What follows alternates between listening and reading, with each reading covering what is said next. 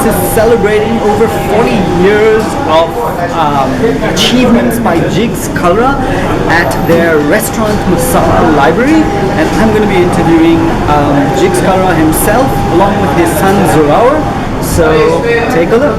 Mr. Kalra, congratulations on 40 years. I was wondering, what do you think is the secret of your success? Secrets of? Your success. Frankly, persistence with what I was trying to do. I was trying to put all Indian food in a book. We suffered from that in the beginning. We had no text anybody could refer to. Right. So I tried to create a text. And then of course I had the good fortune of my son coming back from the US after doing his MBA. Yes. And it was an easy handing over of the baton. Has the transition from traditional Indian cuisine to the modern Indian cuisine with molecular gastronomy been successful? How do you think it has been for somebody who is... very successful for us. We have a restaurant in Delhi called Farzi Cafe. And regulars who went to the buffet come to this place more often than they go to the buffet. Right. Largely because of the molecular aspect. Okay. And when you're eating food somewhere, do you eat it as a customer or do you scrutinize it? No, I don't. I believe that anybody who spent the savings of his lifetime should be lauded rather than ripped apart. All right. So I never take myself seriously. Okay. And I don't want anybody to suffer on my account. And I know how my son behaves when his sales are down by a point. right. He goes to the eating. Okay. End up becoming bad evenings at home. So I don't think anybody should suffer on account of another person's pen. Right. It's very easy to write a blog and rip it apart. Very easy. Yeah. But that's not my scene. I believe that when people ring me up and say, we haven't featured it yet, I say, you probably weren't worth featuring. It's honest to be honest. You're not good enough to feature here. That's why you haven't featured. Not because of any other reason. According to you, how is the Indian food palette different from the international? Well, the international consumer always thought that our food is only two things. Hot as in chili and oily, and because of the problems with the bypasses and other things these days, they don't want to eat oily food. Right. So There are new brushes available in the West where you can brush the fat right off the top, but they're not available. And here they don't care. I think that dal makhani, he probably knows everything about dal makhani. So let him do it. So what would you look for, the qualities in a chef? When you're hiring a chef for one of your restaurants, what are the qualities that you look for? I look basically for his skills on the plate. What I call OPV, on plate value. Okay. So you have to eat with your eyes as much as with your palate and everything. Right. So you do believe that the visual aspect of the cuisine is just as important? Absolutely. All five senses, I believe. Which is why when we create a sort of a crackle from any other product on one dish, and you're eating with your ears also. Say even a papadam, you're eating with your ears. And it's a good feeling that we can eat. We don't eat, except in the West they eat only sandwiches with the hand. We eat everything with the hand. I believe the flavor that comes in through the hand really brings you the real flavor, not a created flavor. True. What sort of advice would you give to young people who are studying to become chefs? I only one advice, that study after duty hours. Go and buy magazines, read them, and you'll pick up a lot more than from your catering school. Because they all want to go out on dates all the time. That's been my experience. If I've asked the chef to come a little early, because I've got some VIPs coming, they would. Are you planning to write any more books in the future? Yes. I mean, I haven't quite hit a writer's block as yet. Okay. So I have to do a couple of things. Otherwise I'll just fade away and die. That's not appropriate at this point. And I think the only way I can help my son is by continuing to write.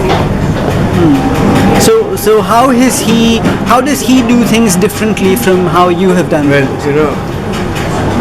things that I could never do, like go to China to pick up the crockery. He does that. A different dish for every product. Now that's quite amazing. Like for example, we serve pan in Delhi in a truck. Now there's a connection. If you've seen Gadar, he talks about sugar and cotton coming to India and pan ka patta going back to Pakistan in the same truck. So obviously there's a connect, there's a thought behind it. What are the differences that you find in chefs nowadays from the chefs that... Chefs in the past were a little scared to be called babushis or chefs. Now of course it's a matter of pride. They carry in their throats. They're very proud and they get girls to marry very easily. But I don't like facetious stuff or copycat stuff. I mean, I did Dawat on Doordarshan about 25 years ago. And I kept calling great musicians and other greats from Delhi. I didn't look for movie stars. But frankly, what do they know about food? It's best to stick to their art and let us stick to ours. I think that's the only way. Once Dhirubhai Ambani talked about why he hadn't sort of moved at a tangent at all. Here our core work is cloth. This is what I'm going to stay with. And they've succeeded even to this day. And what's next, do you think, for you? We have to create a product that is very easy to ship abroad. Like we've already been to Dubai, but we're looking at Europe now. Right. Zurich in the main. Okay, do that. Alright. It's all a matter of trial and error. You can't stop at one or two products. Right. You have to carry on. Now, I believe Farzi is coming to Bombay. Yeah. Which will, because Bombay understand the word Farzi, I think it will be, I don't think he'll stop before he has about 7 or 8 in Bombay alone. And somehow, for reasons of my own, I have felt a little left behind because we are not in South Bombay. We need to be there. Even if it's an annex to the President Hotel. Right. They'll see the merit of that one day. And what is your biggest challenge been, and how have you overcome it? The main challenge is sustaining standards in the kitchen. So how do you overcome something like that? I give them a recipe and I keep trying it out. And I'm very stern. I'm very happy to give them 4 or 5 warnings. No problem with that. Because after all, they can't create miracles from my food. They have a food of their own to create. And I found that in this molecular cooking, these boys were, frankly, they knew a lot more than I did. They were quite brilliant. Right. And if you come to Delhi and come to Farzi, you'll see how brilliant they are. And obviously they've spent time reading up on this subject. Right. So what do you think about molecular gastronomy? Do you think it adds to the dishes? It's the food of the future. As you go into space, I think that's the product you'd carry with you. Okay. Maybe just a pill for lunch, a pill for dinner, a pill for breakfast the next day. That's as easy as that. But do you think that the enjoyment would be the same then? Well, there are hardcore meat eaters who won't like it. They want a bone in their hand. Right. Without the bone, no. Take an Indian, he wants his tangri kebab, any which way. And he will definitely take it up here. And maybe leave it in that cool temperature with the India's flag there one day. Right. Eventually, for any cuisine to remain relevant and to really, reach the forefront of what it can, innovation is key. What is it? Without innovation, what is the human race? I mean, we would still be driving horse carriage, right? Rather than having 600 horsepower cars. We wanted to innovate with Indian food because we thought that it's stuck in the 1980s for too long. We wanted to get it. We wanted to get into the 2020s. We wanted to create a platform for it through which it could really launch itself and be considered as one of the top cuisines in the world. So that's what the main goal was with this whole innovation aspect, whatever you want to call it. But actually, it's also a part of our DNA. We're not happy with serving stuff in a katori with swirl of cream on top. You have to eventually innovate. You have to make it more exciting, more fun, and that's what we're trying to do. Have there been people who have said that it's not really traditional and sort of commented that this is not the way Indian cuisine should be? Have you dealt with people like that who prefer traditional, more traditional? And what would you say to people like that? Luckily, no. So luckily, we haven't had that kind of problem yet. Still, people are considering our food to be fairly avant-garde, progressive, but they still understand that the underlying flavors are hardcore authentic. So if you're eating a rasam or a butter chicken or any of those regular things on our menu, they're presented differently. They have science, they have technology, they're on the bleeding edge, they use innovative ingredients, but they taste the same that what you might expect to taste them, so for them to taste like. So, for example, a butter chicken might be made with imported San Marzano tomatoes, but at the end of the day, it's a really good tasting, robust Punjabi butter chicken. What have you learnt from your father? Everything. Most importantly, I've learned a sense of work ethic that I think nobody else can have. This man is surreal with his work ethic. He lives, breathes, eats, sleeps, drinks, dreams his work, and that's what made him really put Indian food on the global palette to some extent. And my job is to kind of continue that, take the baton from him, and it's a relay race, right? We've got to keep running, never drop the baton, keep it going, never screw up. So that's the goal, to kind of take the baton from him and take it to the next level, put Indian food on the global palette permanently this time, and let it be considered the awesome cuisine that it is.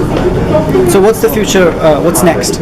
Next is we're going to be opening a lot of restaurant chains across India, but we're also taking Masala Library to New York, and we're taking Farzi Cafe to Dubai. So that's the immediate future. And are you going to be bringing any restaurants to Mumbai? Absolutely, Farzi Cafe and a new Pan-Asian molecular bistro called Papaya. Wow, that's interesting. All right. Okay. Thank you. Thank you. Time. I first saw his one of his recipes in a magazine called Cuisine, which is no longer here, and I had made his one of his recipes from that. It was a biryani recipe. I made that, and I got hooked because the taste was spot on. And I was brought up in I'm brought up in that Awadh area, and that recipe was Avdi. So when I made that, and I smelt it from in the kitchen as it was cooking, I knew that he was a great chef. I mean, he's a great chef. Otherwise, the recipes just wouldn't turn out like that. And after that, I have made quite a few, and they have never gone wrong in any way. They have always been spot on. So from that day, I have been wanting to meet him. So today, I got all my books. I have got my collectibles, a chef's collectible kind of thing that I keep, and I have got everything signed from him. I think I'm really lucky. And you said you become vegan. Are the recipes still working for you? Yeah, the recipes still work because wherever dairy is used, like in place of dairy curd, I have made my own method of making something called cashew curd, which I make with cashew. So in place of dahi, I use cashew, and with slight, like in place of ghee, I use olive oil, such things, and it actually always works out well. It has never gone wrong till now. Okay.